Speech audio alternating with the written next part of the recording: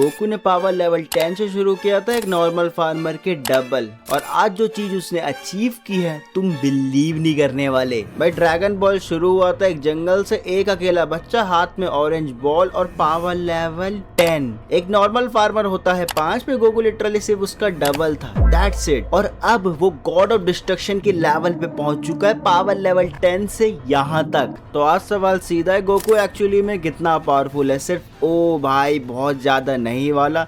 Numbers, feeds, official sources सब लेके चलते हैं सागा बाय सागा, ओजी ड्रैगन बॉल से लेकर ड्रैगन बॉल सुपर मांगा तक, एकदम सर्जिकल ब्रेकडाउन।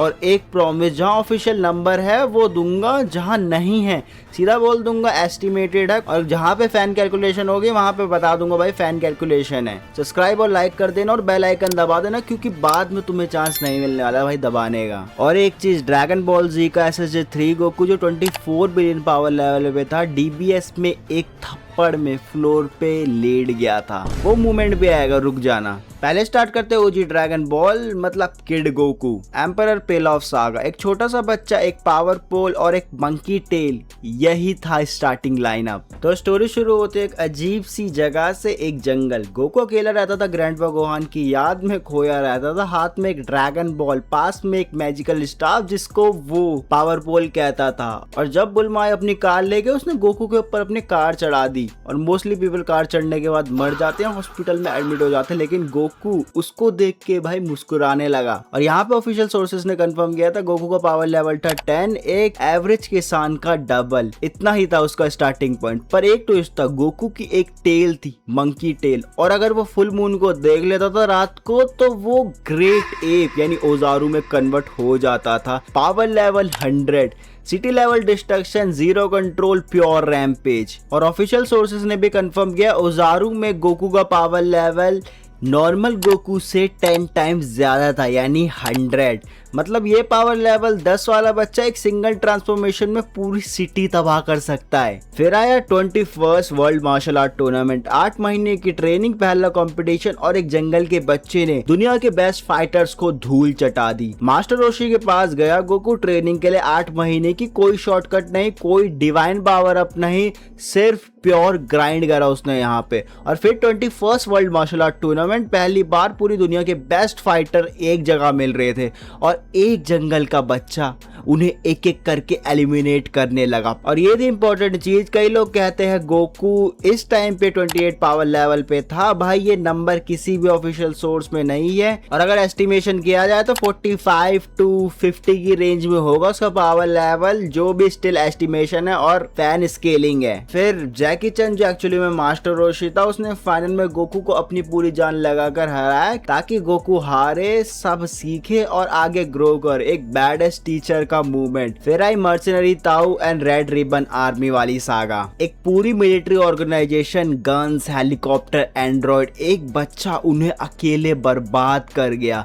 सिर्फ अपनी ड्रैगन बॉल वापस लेने के लिए। Red ribbon army proper government level setup, commander red, general blue, mercenary सब, और गोकू ने उन्हें अकेले डेमोलिश कर दिया। मोटिवेशन सिर्फ अपने ग्रैंडपा गोहान की 4 स्टार ड्रैगन बॉल वापस लेना, कोई रिवेंज नहीं, कोई ग्रैंड मिशन नहीं, बस मेरी बॉल मेरे को वापस दे दो। कुछ सोर्सेज इस टाइम तक गोकू का पावर लेवल 60 to 90 की रेंज में देते, कुछ 124 से 157 के बीच में, और ये नंबर सेमी ऑफिशियल है। फिर मर्सनरी ताऊ, जिस आदमी ने एक पिलर थ्रो करके उस पर ट्रैवल किया और जनरल ब्रू को अपने जीप से मार दिया, और इसने गोकू को पहले राउंड में हराया और बहुत गंदा डैमेज कर दिया। तो फिर गोकू ने क्या किया, कोरिन टावर क्लाइंब किया, बेसिकली जिसकी हाइट इन्फिनिट थी, हमें लग रहा था लेकिन थी नहीं, और ऊपर गोकू को एक कैट मिली जिसका नाम था कोरिन, उसके साथ गोकू ने बहुत गंदा ग्राइंड किया, और आते ही मर्सनरी ताऊ उसके सामने कुछ नहीं था। गोकू ने मर्सनरी ताऊ को कामेहामेहा से नहीं बल्कि उसके थ्रो किए हुए ग्रेनेड को रिफ्लेक्ट करके ही उसे हराया था। फिर दोबारा से आ जाता है मार्शल आर्ट टूर्नामेंट, 3 साल बाद एक नया राइवल और ड्रैगन बॉल की सबसे बैलेंस्ड फाइट।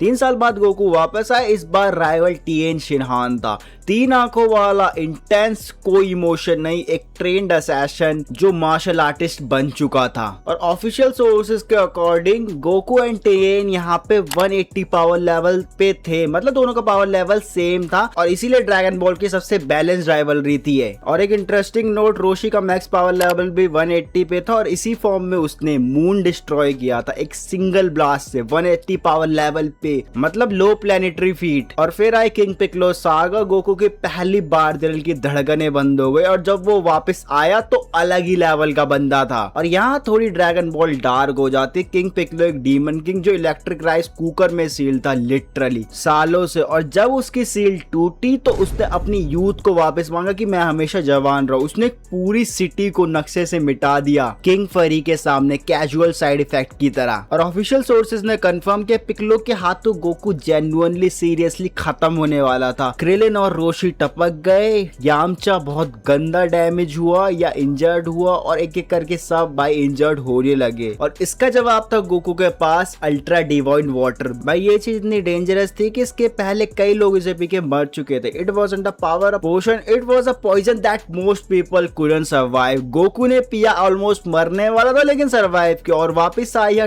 260, यानी पिक्लो के एग्जैक्ट बराबर पावर लेवल के साथ। पावर लेवल इक्वल थे पर गोकू स्मार्टर, फास्टर और वो टेक्निक जानता था जो पिक्लो नहीं सोच सकता था। पावर बराबर होगी लेकिन स्किल्स, आईक्यू वगैरह भी मैटर करती है। और फिर आया 23rd मार्शल आर्ट टूर्नामेंट। 3 साल गॉड के साथ ट्रेनिंग, हैवी क्लॉथ्स, और जब टूर्नामेंट में आया तो उसे कोई पहचान ही नहीं पाया। 3 साल कामी के साथ लिटरली गॉड, अर्थ का गार्जियन डेइटी, एक मिस्टिकल जगह जहां पे गोकू हैवी वेट्स के साथ ट्रेनिंग कर रहा था। टूर्नामेंट में एंट्री हुई, ऑडियंस कोई उसे पहचान ही नहीं पाए कि भाई तू इतना बदल कैसे गया। और जो नंबर आएंगे भाई वो सेमी ऑफिशियल है और मोस्टली लोग भी इसे एक्सेप्ट करते हैं। ओजी ड्रैगन बॉल की फाइनल फाइट, गोकू की मैक्स पावर लेवल 910 था और पिक्लो जूनियर का 819, मतलब रफली दोनों इक्वल पे ही थे, लेकिन गोकू की टेक्निक, स्पीड और कंट्रोल ने उसे विनर बनाया, रॉ पावर ने नहीं।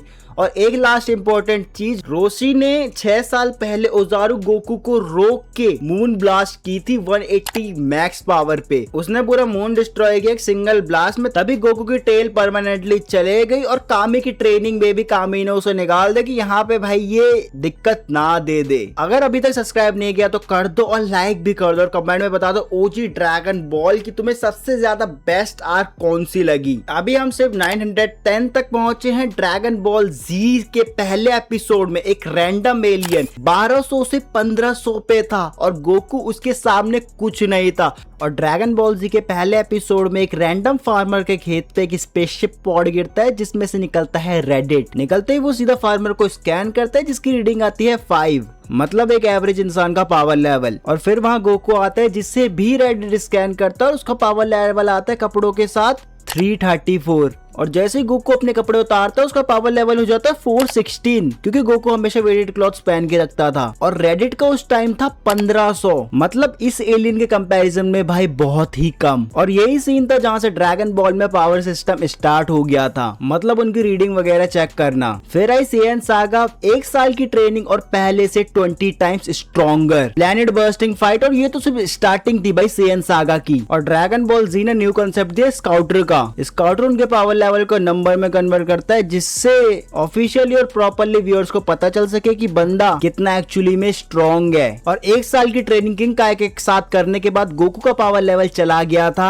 8000, पहले से 20 गुना ज्यादा। ये उसका प्योर हार्डवर्क, प्योर ग्राइंड और किंग काय की 10x ट्रेनिंग का रिजल्ट था। हालांकि गोकू मरा था और उसे माइनर जैन का बूस्ट भी मिला था, लेकिन 20 टाइम्स स्ट्रॉन्गर होना भाई काफी ज्यादा इंप्रेसिव है। उसने बहुत ज्यादा ग्राइंड करा था भाई इसके लिए। वेजिटा उस टाइम 18,000 के आसपास था और अपनी गैलिक गन से पूरे के पूरे प्लेनेट की ऐसी तैसी करने के कैपेबल था। और इस टाइम तक गोकू ने कायोकेन टेक्निक भी सीख ली थी, तो वो कायोकेन 4 टाइम्स में गया और उसका पावर लेवल हो गया 32 के। और कायोकेन काफी ज्यादा इंप्रेसिव टेक्निक है, बस तुम्हारे पास बॉडी बहुत तगड़ी होनी चाहिए और तुम्हारी बोन्स भी काफी ज्यादा मजबूत होनी चाहिए, वरना तुम्हें बहुत ज्यादा डैमेज होने वाला है। और उस 32 के पावर लेवल के साथ गोकू ने वेजिटा के अटैक को रिफ्लेक्ट कर दिया जिससे प्लेनेट बच गया। मतलब यहाँ पे वो इजिली प्लेनेट लेवल से भी ऊपर पहुंच चुके थे। फिर आई नैमिक एंड फ्रीजा सागा। नैमिक वही जगह है जहाँ पे ड्रैगन बॉल जी पूरी की पूरी चेंज हो गई। जहाँ एक बच्चे का पावर लेवल 416 था, यहाँ पे 150 मिलियन पहुंच गया। नैमिक का सीन तो सारे ड्रैगन बॉल फैंस को पता होगा, क्योंकि यहाँ पे बहुत आइकॉनिक सीन हुआ था। गोकू का कायोकेन 20 टाइम्स 60 मिलियन था, फ्रीजा के 50%। और जब क्रिलिन मरा, फ्रीजा ने उसे मिड एयर में ब्लास्ट कर दिया क्रूल तरीके से, छोटे छोटे पीसेस में गोकू के सामने, क्योंकि फ्रीजा इस चीज से काफी ज्यादा अम्यूज हो रहा था। गोकू इसे देख के काफी ज्यादा इमोशनल हो गया, जैसे उसके अंदर कुछ टूट गया हो, मतलब कुछ ऐसा जो पहले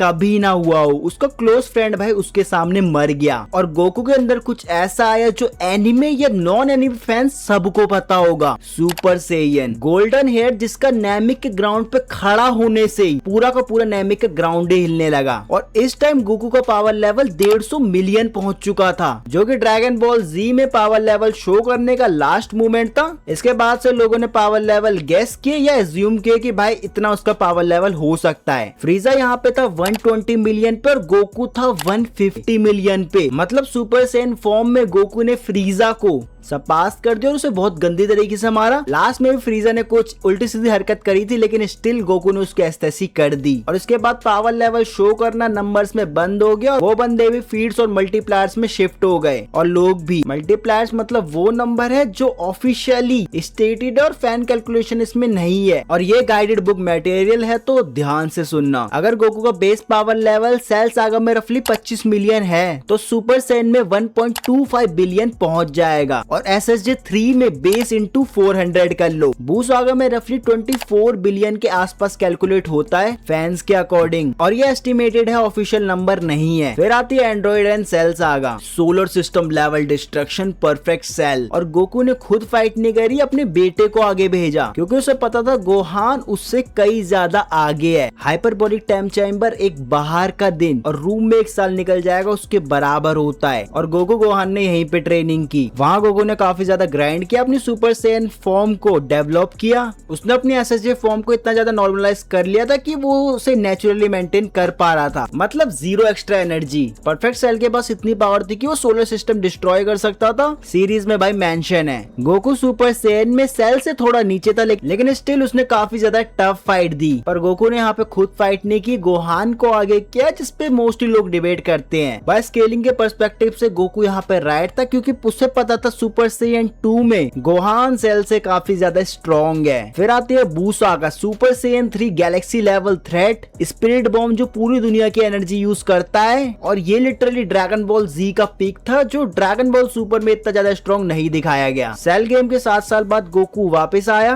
वर्ल्ड टूर्नामेंट में, और उसने सुपर सेयन 3 दिखाया। सुपर सेयन 3 गोकू की बेस फॉर्म से 400 टाइम स्ट्रॉन्गर। इसमें उसके हेयर बहुत बड़े हो जाते हैं, मतलब फ्लोर तक पहुंच जाते हैं, आईब्रोज चले जाते हैं, और इस ट्रांसफॉर्मेशन से पूरा प्लेनेट कांपने लगता है। किड बू जिसके पास गैलेक्सी डिस्ट्रॉय करने की कैपेबिलिटी थी, ऑफिशियली स्टेटेड है भाई सीरीज में। फिर आया सुपर स्पिरिट बॉम्ब, अर्थ और अदर वर्ल्ड की एनर्जी में गोकू को सारे बंदा अपनी एनर्जी दे रहे थे, तुमने देख लिया होगा सीरीज में। मैसिव स्केल एनर्जी यहाँ पे यूज हो रही थी। फिर आया Vegito पोटारा fusion, Goku and Vegeta का फ्यूजन, एंड उस टाइम का सबसे ज्यादा पावरफुल बीइंग। और पोटारा फ्यूजन का ऑफिशियल मल्टीप्लायर दोनों बंदों की पावर लेवल का मल्टीप्लिकेशन होता है, मतलब Goku into Vegeta equal to Vegito. भाई ये काफी ज्यादा इंप्रेसिव। तो ऑफिशियल नंबर तो नहीं पता कि ऑफिशियल नंबर इसका कितना होगा, और कमेंट में बताना तुम्हें ड्रैगन बॉल जी में सबसे ज्यादा बेस्ट आर्क कौन सी लगी, और बची हुई स्केलिंग को मैं नेक्स्ट वीडियो में कवर करूंगा।